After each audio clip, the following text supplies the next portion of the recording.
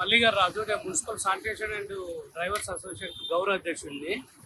చూడండి, ఇవాళ మేడే అంటే ప్రపంచ కార్మికుల దినోత్సవం, కానీ ఇక్కడ ఉన్న స్థానిక మున్సిపల్ కమిషనర్ గారు హుకుం జారీ చేసి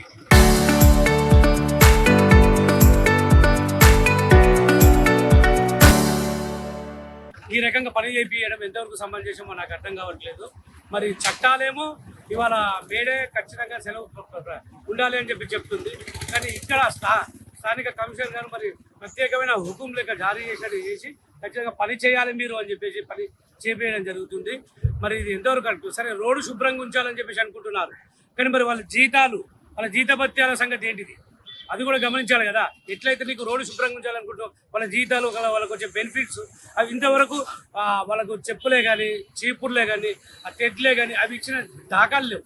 అడిగితే మాకు తెలుసుకుంటాం ఈ రకంగా, కానీ పని చేయించడం మాత్రం ఖచ్చితంగా తెలుస్తుంది. మరి ఇది ఏందో కొంచెం దీన్ని యాక్షన్ తీసుకోవాలని కోరుతున్నాం.